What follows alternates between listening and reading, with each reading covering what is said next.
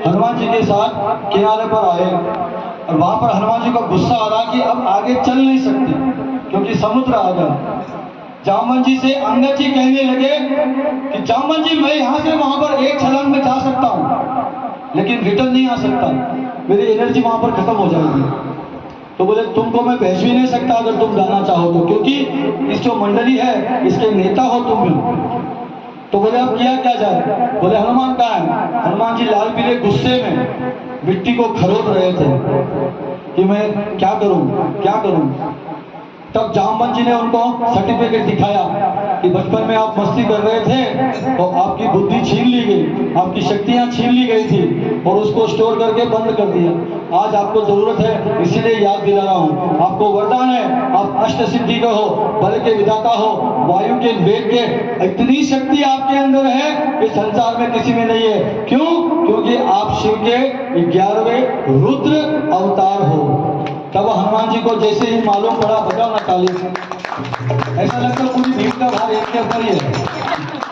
बात में आया ना, इसीलिए बजाया ताली।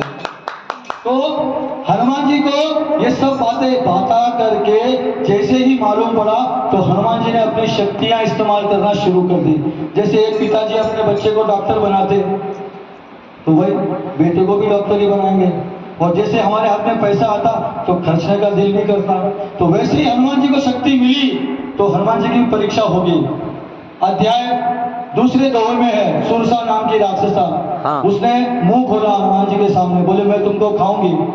तो हनुमान जी बोले माता नहीं, मुझको क्षमा करो, राम जी के काम को जाना है। ये स्टोरी आगे। लेकिन जब कुरेद रहे थे, जामवंत जी ने बताया तब हनुमान जी को शक्ति का ज्ञात हुआ और वो बल बुद्धि विधाता बन गए और इतना विशाल रूप बनाया। अपने बिल्डिंग कितने फ्लोर की है? उससे ज्यादा ऊपर विशाल, 3 फ्लोर की। हनुमान जी 4 फ्लोर की। हनुमान जी ने 400 फ्लोर की बिल्डिंग खुद की बना ली। अब ढूंढने लगे कि ये एक छलांग लेनी है, उसके लिए मुझको कुछ बेस चाहिए ना।